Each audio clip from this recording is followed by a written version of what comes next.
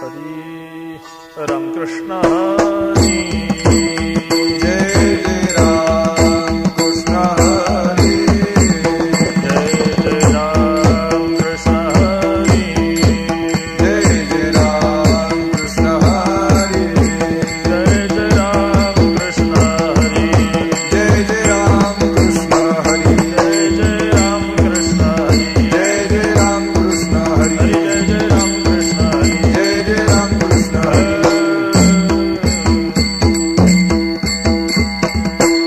रूप पाहता लोचनी सुख झाले वो साजनी सुख झाले वो साजनी सुख झाले वो साजनी रूप पाहता लोचनी सुख झाले वो साधनी सुख झाले वो साधनी सुख झाले वो साधनी तो हा विठ्ठल बरवा तो हा विठ्ठल बरवा तो हा विठ्ठल बरवा तो हा विठ्ठल बरवा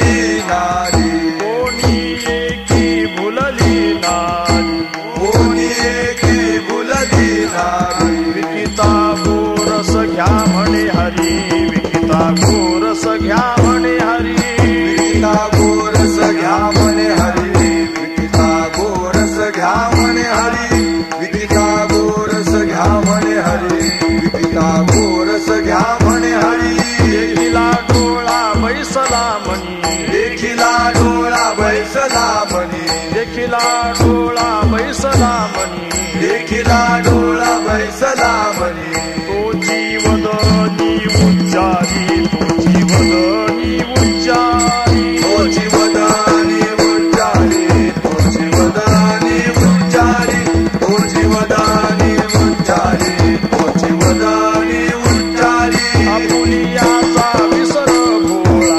आपुलियाचा विसर भोळा आपुलियाचा विसर भोळा आपुलियाचा विसर भोळा गोविंद कळा कौतुके गोविंद कळा कौतुके गोविंद कळा कौतुके गोविंद कळा कौतुके गोविंद कळा कौतुके गोविंद कळा कौतुके देखिला डोळा बैसला मनी देखिला डोळा बैसला म्हणे देखिला डोळा बैसला मनी देखिला डोळा बैसला म्हणे तो जीवदनी उच्चारी तो जीवदनी उच्चारी तोची वदनी उच्चारी तोची वदनी उच्चारी तोची वदनी उच्चारी तोची वदनी उच्चारी तुका म्हणे हासे जन तुका म्हणे हसे जन तुका म्हणे हासे जन तुका म्हणे हसे जन नाही कान तये ठाई नाही कान तये ठाई नाही कान तये ठाई नाही कान तये ठाई नाही कान तये ठाई नाही कान तये ठाई देखिला डोळा बैसला मनी देखिला डोळा बैसला म्हणे देखिला डोळा बैसला मनी देखिला डोळा बैसला म्हणे तो जीवदनी उच्चारी तो जीवदनी उच्चारी तोची वदनी उच्चारी तोची वदनी उच्चारी तोची वदनी उच्चारी तोची वदनी उच्चारी गोपार कुमाई गोपाल कुमारी गोपार कुमाई गोपाल कुमारी गोपार कुमाई जय देव गोपाल कुमारी गोपार जय कुमाई देव गोपाल कोणी एकी भुलली नारी भुलली नारी कोणी एकी भुलली नारी भुलली नारी कोणी एकी भुलली नारी भुलली नारी कोणी एकी भुलली नारी भुलली नारी कोणी एकी भुलली नारी भुलली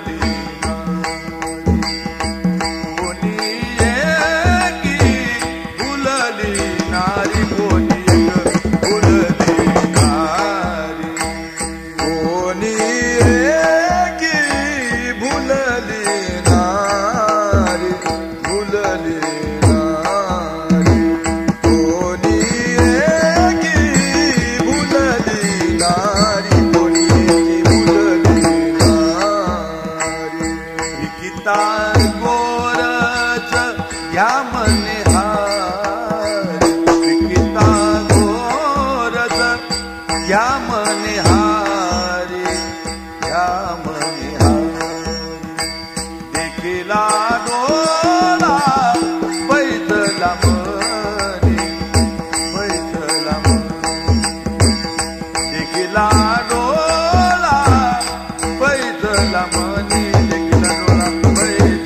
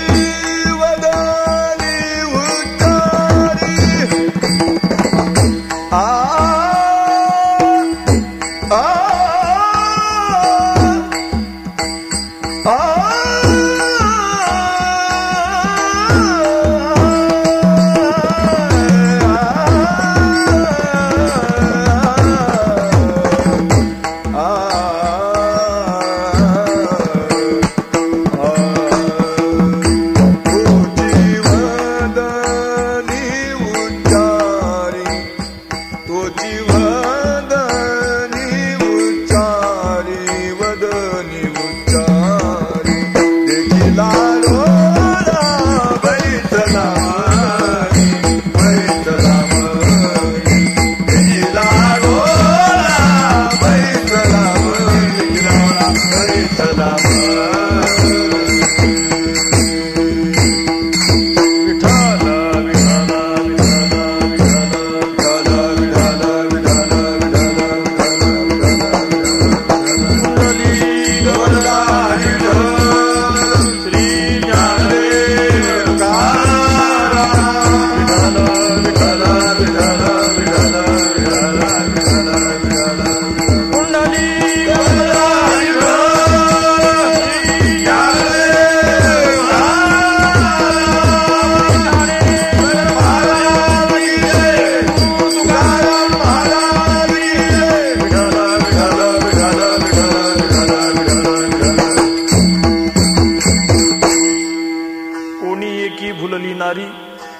कोणी एकी भुलली नारी विकिता गोरस घ्या म्हणे हरी देखिला डोळा बैसला म्हणी तोची वदनी उच्चारी आपुलियाचा विसर भोळा गोविंद कळा कौतुके देखिला डोळा बैसला म्हणी तोची वदनी उच्चारी तुका म्हणे हसे जन तुका म्हणे हसे जन नाही कान तये ठाई देखिला डोळा बैसला म्हणी तोची वदनी उच्चारी विठ्ठल समचरण सरोजम सांद्र नीलांबुदाभम जघन निहित पाणी मंडनम मंडनानाम तरुण तुलसीमाला कंधरम गंजनेत्रम सदय धवलहासं विठ्ठलं चिंतयामि पांडुरंगा करू प्रथम नमन पांडुरंगा करू प्रथम नमन पांडुरंगा करू प्रथम नमन पांडुरंगा करू प्रथम नमन दुसरे चरण संतांचिया दुसरे चरण संतांचिया दुसरे चरण संतांचिया त्यांच्या कृपादाने गधेचा विस्तार त्यांच्या कृपादाने गधेचा विस्तार त्यांच्या कृपादाने गधेचा विस्तार त्यांच्या कृपादाने गधेचा विस्तार बाबाजी सद्गुरु दास तुगा बाबाजी सद्गुरु दास तुगा बाबाजी सद्गुरु दास तुगा कोणी की भुलली नारी विकिता गोरस घ्या म्हणे हरी देखिला डोळा बैसला म्हणी तोची वदनी उच्चारी. प्रस्तुत काल्याच्या निमित्ताने सेवेसाठी घेतलेला अभंग जगद्गुरु संत शिरोमणी समर्थ श्री तुकोबारा यांचा गवळणीपर प्रकरणातील असून भगवत भक्तीच्या साधनाने अत्युच्च स्थितीला प्राप्त झालेल्या एका भगवत भक्ताच्या भौतिक व्यवहाराची समीक्षा करणारा महत्वाचा अभंग आहे. विठाला परमात्म्याच्या प्राप्तीसाठी इतर जरी काही साधनं असले तरी त्या सर्व साधनामध्ये भक्ती हे अतिशय निकटचं अर्थात जवळचं साधन आहे. भगवान श्रीकृष्ण सुद्धा गीतेच्या 11व्या अध्यायामध्ये ही गोष्ट स्पष्ट करतात की माझ्या स्वरूपाला प्राप्त होण्यासाठी अनेक साधन आहेत. वेद आहे, यज्ञ आहे, अध्ययन आहे, तपश्चर्या आहे, परंतु त्या सर्व साधनांनी माझी प्राप्ती लवकरच होईल असं मात्र निश्चित नाही. न वेद यज्ञाध्ययनैर्न दानैर न च क्रियाभिर्न तपोभिरुग्रैहि. परंतु या सर्व साधनांच्या तुलनेनं माझी प्राप्ती लवकर व्हावी असं जर वाटत असेल तर एकमात्र साधन आहे आणि ते म्हणजे भक्ती आहे. भक्त्या त्वनन्यया शक्य अहमेवं युधोर्जुन ज्ञातुं द्रष्टुंच तत्वेन प्रवेष्टुंच परंतप. माझ्या स्वरूपाची प्राप्ती होण्यासाठी एकमात्र साधन आहे आणि ती म्हणजे भक्ती हे साधन आहे. परंतु भक्ती हे परमात्म्याच्या प्राप्तीचं साधन आहे असं म्हटल्यानंतर भक्ती खरोखरच अतिशय सोपं साधन आहे असं मात्र आपल्याला गृहीत धरता येणार नाही. कारण भक्तीचं स्वरूप, भक्तीची व्याख्या, भक्तीचे प्रकार हा तसा सर्वच विस्तार जर पाहू गेलो तर भक्तीचं एकंदर स्वरूप आपल्या ध्यानी आल्याशिवाय राहणार नाही. भक्तीचे एकंदरीत प्रकार प्रामुख्याने कालाच्या संबंधाने दोन पडतात. एक वैदिक कालातील अर्थात प्राचीन भक्तीचं स्वरूप आणि दुसरं अर्वाचीन कालातील भक्तीचं स्वरूप आहे. तर संतांनी या भक्तीचं जे स्वरूप आहे ते वेगळ्या शब्दामध्ये सांगितलं आहे. हा सर्व विस्तार ज्ञानोबरांच्या तत्वज्ञानामध्ये विशेष रूपाने आपल्या प्रतीला येईल. परंतु नारद महर्षींचा भक्तिसूत्र नावाचा जो ग्रंथ आहे त्या ग्रंथामध्ये नारद महर्षींनी भक्तीचं स्वरूप, भक्तीच्या व्याख्या तत्त आचार्यांना अभिप्रेत असा असणाऱ्या दिलेल्या आहेत. नारद महर्षी काही भक्ताचार्यांच्या व्याख्या तिथं प्रस्तुत करतात आणि शेवटी आपलं भक्तीचं स्वरूप ठामपणाने सांगतात की भक्तीचं यथार्थ स्वरूप काय आहे. नारदस्तु तदर्पिता अखिलाचारता तद विस्मरणे परम व्याकुलताच. आपले संपूर्ण आचार त्या परमात्म्याला समर्पित करून परमात्म्याच्या विस्मरणामध्ये परम व्याकुलतेचा अनुभव करणं हे भक्तीचं लक्षण, असं नारद महर्षी त्या ठिकाणी सांगतात. आणि आपल्या व्याख्येच्या दृढीकरणार्थ पुढचं सूत्र महत्वाचं देतात, अस्तेवमेवम, म्हणजे हेच भक्तीचं सूत्र आहे. आणि उदाहरण सांगतात ते व्रज गोपींचं. यथा व्रज गोपिकाणाम, व्रज गोपींनी जी परमात्म्याची भक्ती केलेली आहे त्या परमात्म्याच्या भक्तीसाठी आपले संपूर्ण आचार त्या परमात्म्याला समर्पित केले आणि परमात्म्याच्या विस्मरणामध्ये परम व्याकुलतेचा अनुभव त्यांनी केलेला आहे. गोपींनी वस्तुतः भौतिक व्यापार जर पाहिले, त्यांचे भौतिक व्यवहार जर आपण पाहिले, आता दही दूध घेऊन निघणं, विकायला निघणं हा एक सामान्य व्यवहार आहे.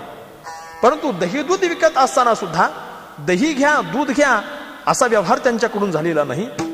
तर ती त्या परमात्म स्वरूपाला भुलली गेली आणि काय म्हणायला लागली ती अभंगाच्या पहिल्या चरणात सांगतात. कोणी एकी भुलली नारी, कोणी एकी भुलली नारी, कोणी एकी भुलली नारी, कोणी एकी भुलली नारी, कोणी एकी भुलली नारी, कोणी एकी भुलली नारी, कोणी एकी भुलली नारी, कोणी एकी भुलली नारी. विकिता गोरस घ्यावण हरी, विकिता गोरस घ्यावण हरी, देखिला डोळा बैस लावणी, देखिला डोळा बैस लावणी. विकिता गोरस घ्यावण हरी, विकिता गोरस घ्यावण हरी, देखिला डोळा बैस लावणी, देखिला डोळा बैस लावणी. तुकोबरा त्या भगवद्भक्ताच्या व्यवहाराची समीक्षा करताना असं म्हणतात की कोणी एके गवळण भुलली. भुलणं हे भक्तीचं वैशिष्ट्य आहे. ज्ञानामध्ये वेडा असलेला मनुष्य शहाणा होतो, हे ज्ञानाचं काम आहे. परंतु भक्तीचं काम काय आहे तर शहाणा माणूस वेड्यासारखा वर्तन करणं किंवा भुलणं हे भक्तीचं महत्व आहे, वैशिष्ट्य आहे. म्हणून ही जी भगवत भक्त आहे, गवळणी आहे, ती गवळणी भुलली गेली आणि भुलल्यानंतर आपल्या डोक्यावर आहे दही आहे दूध आहे, मग तू दही घ्या दूध घ्या असं ती म्हटली नाही, तर काय म्हणाली, घ्या म्हणे हरी, नाही का, ती हरी घ्या म्हणाली. एका ठिकाणी एकनाथ महाराज सुद्धा सांगतात, गोविंदू घ्या कोणी दामोदरू घ्या गे, गोविंदू घ्या कोणी दामोदरू घ्या गे, गोविंदू घ्या कोणी दामोदरू घ्या गे, गोविंदू घ्या कोणी दामोदरू घ्या गे. तव तव हासती मथुरे जागे, तव तव हासती मथुरे जागे, तव तव हासती मथुरे जागे, तव तव हासती मथुरे जागे. गोविंदू घ्या कोणी दामोदरू घ्या गे, गोविंदू घ्या कोणी दामोदरू घ्या गे, गोविंदू घ्या कोणी दामोदरू घ्या गे, गोविंदू घ्या कोणी दामोदरू घ्या गे. तुकोबराय म्हणतात की असा व्यवहार का झाला, नाही का, आहे डोक्यावर दही दूध आहे आणि म्हणतात की गोविंद घ्या दामोदर घ्या हरी घ्या, असा नेमकी व्यवहार कसा झाला. तर त्या गवळणीच्या व्यवहाराचं मानसशास्त्रीय विश्लेषण तुकोबराय या अभंगामध्ये करतात. मानसशास्त्राची व्याख्या अशी आहे, मानसशास्त्र म्हणजे माणसाच्या मनातील भावभावना जाणण्याचं ते शास्त्र आहे. कारण मानसशास्त्राची पूर्वीची व्याख्या अशी होती, psychology is the science of soul, म्हणजे आत्म्याचा अभ्यास करणारं जे शास्त्र आहे त्याला मानसशास्त्र असं म्हणतात. परंतु आत्मा हा मला वाटतं आतापर्यंत कोणालाही दिसलेला नाही. एक्सरे काढा नाहीतर आणखी काही काढा, कुठल्याही डॉक्टरांना वैज्ञानिकांना आत्मा अजून प्रत्यक्षात दिसलेला नाही. नंतर व्याख्या सुधारित केली गेली, psychology is the science of mind, मनाचा अभ्यास करणारं शास्त्र म्हणजे मानसशास्त्र. परंतु पुन्हा तीच समस्या निर्माण झाली, मन ही संकल्पना अमूर्त असल्यामुळं मनाचा तरी अभ्यास नेमका कसा करायचा. तेव्हा सुधारित व्याख्या अशी केली गेली psychology is the science of human and animal behaviour. मानव आणि मानवेतर प्राण्यांच्या वर्तनाचं अभ्यास करणारं शास्त्र म्हणजे मानसशास्त्र आहे. एखाद्या माणसाच्या मनामध्ये नेमकी काय आहे हे कसं समजावं, तर त्याच्या बाह्य वर्तनावरून, त्याच्या आचरणावरून त्या माणसाच्या मनामध्ये काय विचार आहे, काय भावभावना आहे याचा आपला अनुमान करता येतं, अंदाज बांधता येतो. म्हणून मानसशास्त्राचा विषय हा आहे की एखाद्या माणसाच्या वर्तनावरून त्याच्या भावभावनापर्यंत हात लावणं. आणि त्या दृष्टीने तुकोबाराय सुद्धा तोच सिद्धांत सांगतात. अर्थात ज्ञानोबाराय सुद्धा ज्ञानेश्वरीमध्ये याच सिद्धांताची पुष्टी करतात.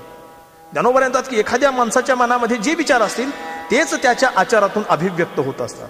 ज्ञानोबाराय वर्णन करतात, आवडे ते वृत्ती किरीटी, आधी मनवनी उठी, मग ते वाचा दिठी करासिये.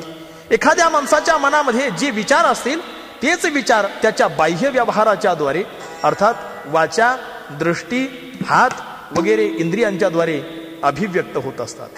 म्हणून तुकोबाराय म्हणतात की हा गवळणीचा व्यवहार असा का झाला, तर महाराज असा व्यवहार का झाला त्याचं स्पष्टीकरण अभंगाच्या दुसऱ्या चरणात करतात. देखिला डोळा बैसला मनी, देखिला डोळा बैसला मनी, देखिला डोळा बैसला मनी, देखिला डोळा बैसला मनी, देखिला डोळा बैसला मनी, देखिला डोळा बैसला मनी, देखिला डोळा बैसला मनी, देखिला डोळा बैसला मनी. तोची वादनी उच्चारी, तोची वादनी उच्चारी, तोची वदनी उच्चारी, देखिला डोळा बैसला मनी, देखिला डोळा बैसला मनी. तोची वादनी उच्चारी, तोची वादनी उच्चारी, तोची वदनी उच्चारी, देखिला डोळा बैसला मनी, देखिला डोळा बैसला मनी. महाराज सांगतात की त्या गवळणीने त्या परमात्म्याला डोळ्याने पाहिलं, देखिला डोळा, आणि पुढे काय झालं, बैसला मणी, तो परमात्मा त्या गवळणीच्या मनामध्ये बसला. आणि अर्थातच त्या गवळणीच्या मनामध्ये तो परमात्मा असल्यामुळं झालं काय, तोची वदनी उच्चारी. तिच्या व्यवहारातून, बाह्य आचारामधून सुद्धा सर्व व्यवहारातून त्या परमात्म्याचीच अभिव्यक्ती होत गेली. आणखी या व्यवहारामुळे आणखी तिच्या कशावर परिणाम झाला अभंगाच्या तिसऱ्या चरणात. आपुलियाचा विचार भोळा, आपुलियाचा विचार भोळा, आपुलियाचा विचार भोळा, आपुलियाचा विचार भोळा, आपुलियाचा विचार भोळा, आपुलियाचा विचार भोळा, आपुलियाचा विचार भोळा, आपुलियाचा विचार भोळा. गोविंदी कळा कौतुके, गोविंदी कळा कौतुके,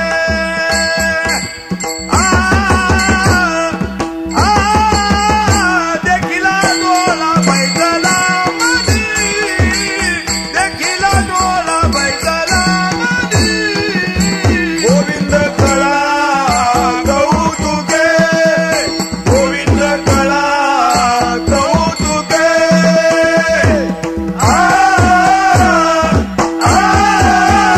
देखिला डोळा बैसला मनी, देखिला डोळा बैसला मनी. तिच्या सर्व बाह्य व्यवहाराचा तिला विसर पडला, आपुलियाचा विसर भोळा. आणि महाराज तर असं सांगतात की हे जे सर्व घडलं हे परमात्म्याच्या कळेनंच घडलं. परमात्म्याच्या कळेनं हे सर्व घडल्यामुळं तिच्या या बाह्य व्यवहारावर सर्वथा परिणाम झालेला आहे. आणखी हा तिचा व्यवहार पाहून बाकीच्या लोकांना काय चांगलं वाटत होतं का? बाकीचे जे लोक आहेत, गावातील जे इतर जे काही गवळणी आहेत, त्यांना या गवळींचं हसू यायचं. कल्पना करा, एखादा मनुष्य जर कांदे बटाटे विकायला निघाला आणि तो जर म्हणायला लागला, हा घ्या सफरचंद घ्या, केळी घ्या, असे काही वेगळेच जर नावं घ्यायला आला तर लोक म्हणतील आता हे जागेवर दिसत नाहीत, नाही का, यांना कुठेतरी चांगल्या हॉस्पिटलला ऍडमिट करा. तसं गवळणी जवळ आहे, दूध आहे, दही आहे आणि गोती म्हणती हरी घ्या, गोविंद घ्या, दामोदर घ्या, असा जेव्हा व्यवहार होतो तेव्हा साहजिकच इतर गवळणींना, इतर लोकांना सुद्धा हसू येणारच. आणि मला वाटतं भक्तीमध्ये परमार्थामध्ये रंगलेल्या लोकांना हसणारे लोक अधिकच असतात. त्या गवळणींना सुद्धा इतर लोक हसायचे. तेव्हा त्या गवळणीची स्थिती त्याविषयी नेमकी काय झाली अभंगाच्या शेवटच्या चरणात सांगतात. तुका म्हणे हाचे जन, तुका म्हणे हाचे जन, तुका म्हणे हाचे जन, तुका म्हणे हाचे जन, तुका म्हणे हाचे जन, तुका म्हणे हाचे जन, तुका म्हणे हाचे जन, तुका म्हणे हाचे जन, तुका म्हणे हाचे जन, तुका म्हणे हाचे जन.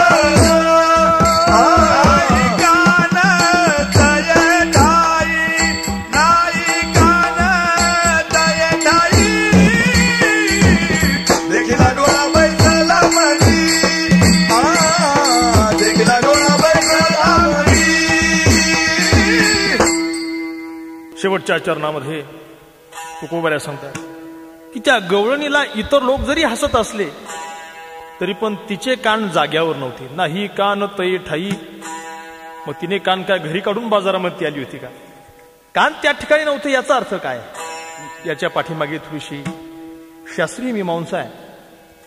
न्यायशास्त्रामध्ये ज्ञानाच्या प्रक्रियेमध्ये 3 गोष्टी महत्वाच्या सांगितल्या की एकाच वेळी हे 3 सन्निकर्ष जर उपलब्ध असतील, कार्यरत असतील, तर कोणत्याही पदार्थाचं ज्ञान होतं. पहिला सन्निकर्ष इंद्रिय आणि अर्थ, दुसरा सन्निकर्ष इंद्रिय आणि मन, आणि तिसरा सन्निकर्ष मन आणि आत्मा.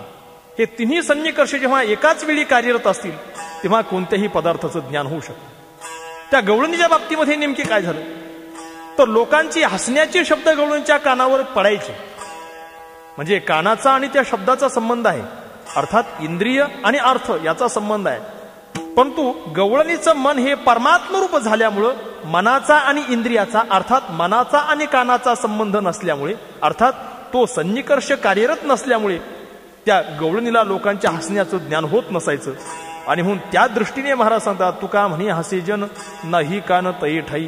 त्या गवळणीच्या कानावर शब्द यायचे, परंतु गवळणीची अंतःकरण वृत्ती कानाच्या ठिकाणी कार्यरत नसल्यामुळे, अर्थात ती वृत्ती आत्मरूप परमात्मरूप झाल्यामुळे त्या गवळणीला त्या हसण्याचं ज्ञान होत नसायचं.